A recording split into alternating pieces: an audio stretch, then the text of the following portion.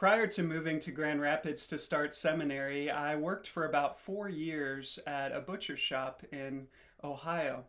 And that season, while it was very difficult in a number of ways, was also a very rich spiritual time in which God was teaching me many lessons, lessons that have carried over into the present day and into my ministry today. And one of those lessons I remember very distinctly. It was a day in which a girl that I worked with was going off to college. It was her last day, and we were all lined up to say goodbye to Julia.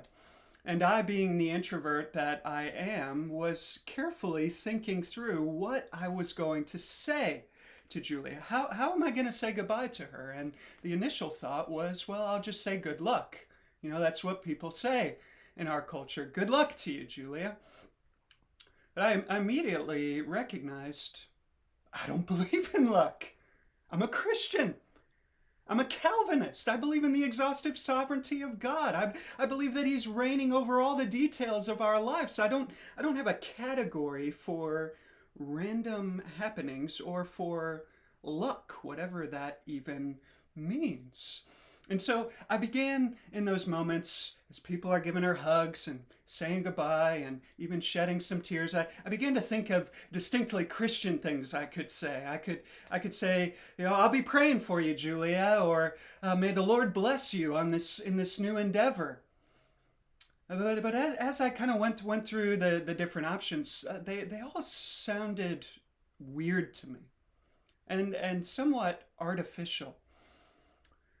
And so the moment finally came. I got to the front of the line. It was my turn to say goodbye to Julia. And what did I say? I said, good luck.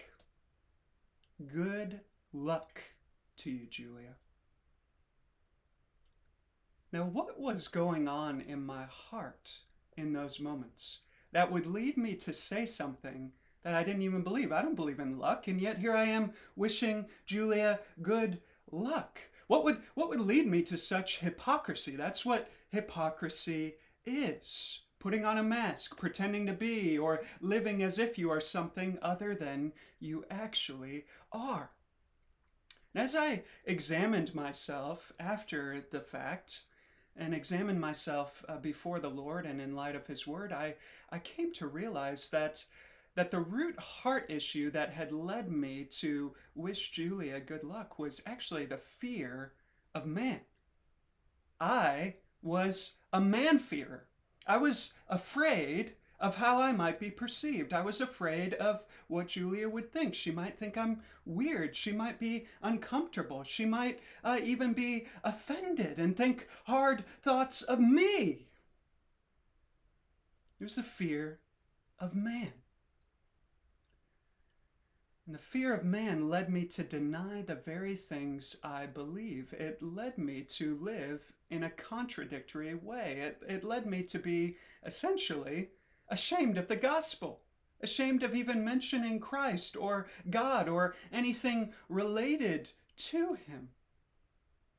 And we're going to be thinking carefully about the fear of man this coming Sunday morning as we continue our humility sermon series. We're going to be thinking more about what it means to be a humble church. And we've seen that a humble church is a loving church, a church that has an others-oriented disposition that seeks to serve others selflessly and sacrificially. And we've seen what that looks like within the context of the local church, at least in a basic and elementary way.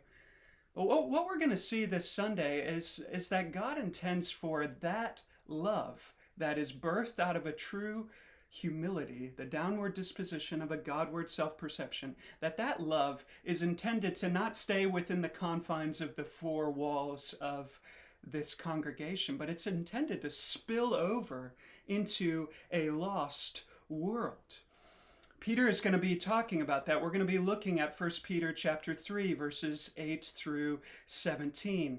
And we're going to see what it looks like to walk in humble love before a hostile, Christ-hating, church-hating world. What it looks like to be clothed in gospel humility in the midst of persecution, in the midst of being reviled, and in the midst of suffering for our faith. And one of the things that Peter is going to be dealing with in that passage is the fear of man.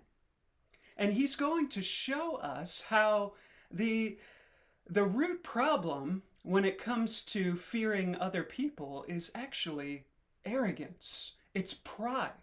It's a lack of humility, a lack of seeing ourselves and seeing others in the light of God's glory, and in light specifically of the exalted majesty of our mediator, Jesus Christ.